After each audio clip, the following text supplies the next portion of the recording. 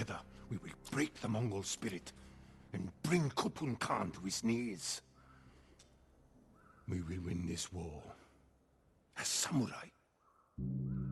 Playing as a kick-ass samurai in an open-world feudal Japan set during a Mongol invasion. What could be cooler than that? Well, I'll tell you. Playing as a samurai ninja. Oh, this game is brilliant. I have been looking forward to playing this game for so long, and I can say that it has delivered. Hello everybody, I'm Roy McCoy, and if this is your first time to my channel, say hello in the comments so we can get to know each other, and if it's not your first time, say hello. I like saying hello. But if you are a repeat offender on this channel, you'll know exactly what you're in for in this review. An in-depth, detailed review. And in this video, I will be looking at the superb Ghost of Tsushima. And if you haven't already guessed, it's going to get a good score. However, it is not the perfect game. There were a few issues with it, but the video will go a little bit like this. First of all, we're going to talk about what is Ghost of Tsushima. Second, we're going to talk about the story, because this is a channel that focuses on the stories. Third, we're going to talk about the gameplay. Fourth, the graphics and sound. And finally, my little bugbears, the things that annoyed me about the game. And finally, I'm going to sum it up. So wait through to the end to see what score I'm going to give Ghost of Tsushima.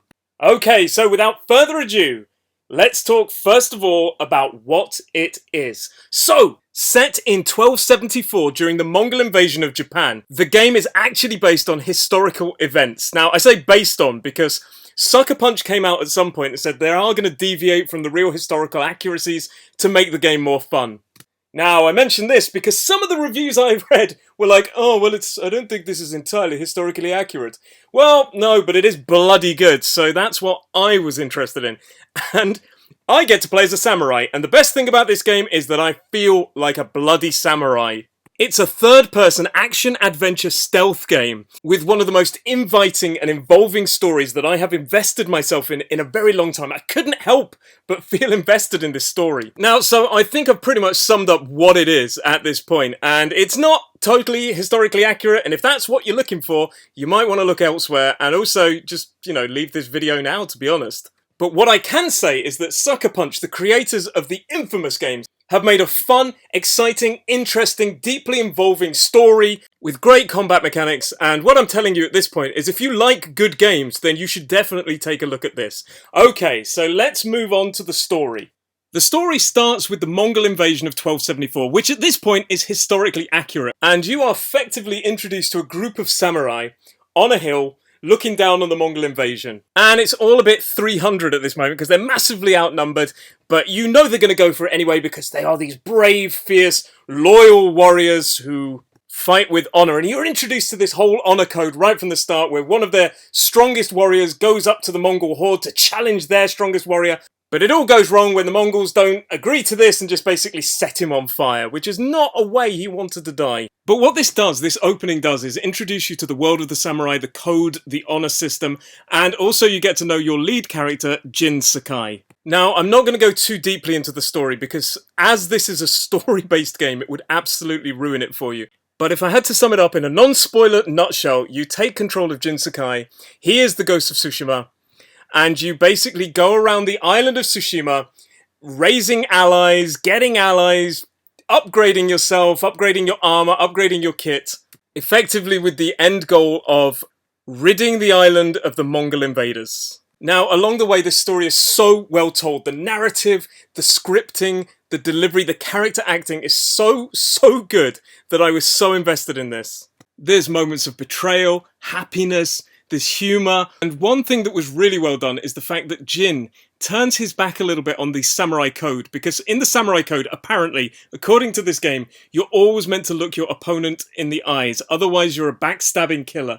But he turns to assassinations, which is why at the start I said, what could be cooler than a samurai ninja? And that is also why this game has huge stealth mechanics, which is something that upset a lot of those purists who didn't think that samurai needed to be stealthy. But in a nutshell, all I need to tell you is the story is brilliant. Now, let's move on to the game mechanics, the gameplay. As I mentioned before, it's a third-person game. And I have to say that the highlight of this, the story is brilliant, but the highlight of this game is the combat system. It makes you feel like a bloody samurai. There seems to be so many different moves, different stances that you can adopt, and your blocking, the sword play is just really well constructed. And I genuinely felt like I was in these battles, especially during the duels. These were so well made. And when you weren't in open combat with people, you could also use your bow and arrow or assassination techniques to kill the opponents before they even knew what was happening. Now, remember that I said that the samurai have this code of honor. One thing that I really liked is that you can walk towards some opponents, a group of opponents, and call them out. Who will face me? Are you cowards?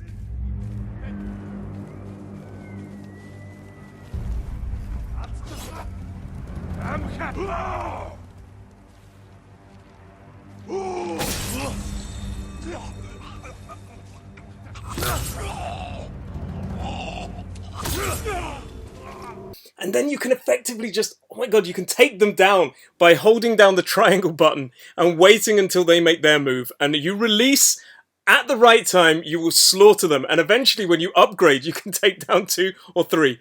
It is absolutely superb. So effectively, what I've just told you is that this game has a great story with a great combat mechanics. And for me, that's why I loved it. That combined with the fact that the world is very full and there's so much to see and do. You can write haikus, those little poems. You can also follow foxes that you find to head to shrines that will open up new charms that are basically just modifiers to improve your overall stats. Then there's such an extensive tree of upgrades that you can learn new techniques, new moves. It's really overwhelmingly good. Now, if there is one little criticism I can levy at this point, is that some of the missions may be a little bit repetitive. For example, you have to liberate a few farms, and it's always the kind of free these prisoners before they get killed, and set fire to some gunpowder in most cases. But the combat is so good that it didn't feel repetitive. Another thing that I really enjoyed is the horse riding parts, and the fact that you give your horse a name, and he's a character in it all the way through. I really enjoyed that. And the last thing I need to say is that you can find new weapons and new armor. And each of these have a story, which I believe is quite enrooted in samurai tradition. So I have to say that overall, I was so impressed with the gameplay and the story. Now let's move on to those graphics.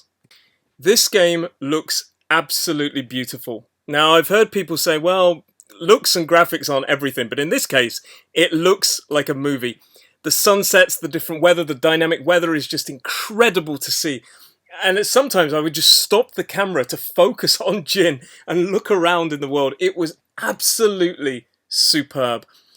You've probably seen all the way through this video how good this game actually looks. I was blown away. As for the audio, the voice acting is really solid in both English and Japanese. Yes, you can have it in Japanese with English subtitles. And there is another option to make it look like an old black and white movie, which I think is absolutely brilliant if you want to play it in that. I didn't. I had a look at it, but I didn't play the game in that. But I probably will, because I want to play this game several times. It's brilliant. So up until this point, I've been overwhelmingly positive, apart from that possible repetitive nature of some of the missions. But I do need to talk about a few bugbears, a few issues that the game has. And for me, the main one is clipping. There's quite a lot of times where for example, you squeeze through a small gap in the wall and your bow goes through the wall, or you're running through the trees and you kind of run through the trees. Sometimes they get a little bit pushed, but you just kind of go through them. And that was a little bit sad for me. It was a little bit of a shame, because on the whole, it looks great. Now, there was also some moments I was petting a fox, and the fox looked like it was floating a little bit. So these, yes, they're minor graphical errors and minor graphical issues. Hopefully they can be fixed in a patch, but yeah, that's the reason I didn't think this game was perfect, okay? So the other thing is that sometimes the loading times can be a little bit lengthy. Now, not in between the battles or when you die or anything like this, but the actual... Let me give you an example. Sometimes when you're changing your skin, the skin for the katana or your armor, it takes an age to load up the new model. And other times, the screen just goes jet black with speech on it, but you can't see what's happening. Like, for example, when he's changing into new armor or something like this. And I found that a little bit frustrating of a game of this caliber. But that's it. That is my moan over. So now it's time for a summary. And you can probably guess where we're going with this game right now. It's not going to be a perfect 10. What it is a third-person, open-world samurai game where you do a load of ninja stuff, and the stealth mechanics are brilliant. The combat mechanics are brilliant, and the story is so well told that it completely overwhelmed. I just got so invested in it. Yes, there's a few graphical issues and a few issues with the game, but all in all, I have to say this is one of the most fun experiences I've had on the PlayStation in a long time. It is pure fun enjoyment. I just loved it, and that is why I am going to give this game a 9 out of 10. Okay, this is a 9 out of 10. I was going to go to 9.5, but I'm a little bit stingy, and I want to be honest with you. I definitely think if you like action-adventure games, you've probably already got it at this point, but if you haven't, you should definitely look at it. If you're sat on the fence, have another look at it, watch this video back, listen to what I have to say, and then make your judgment call. Because for me, I am so glad I didn't get a review code. I bought this, and I'm so glad that I spent some money on this because it is brilliant. But on that note, this is this week's review, and this is Roy McCoy, out!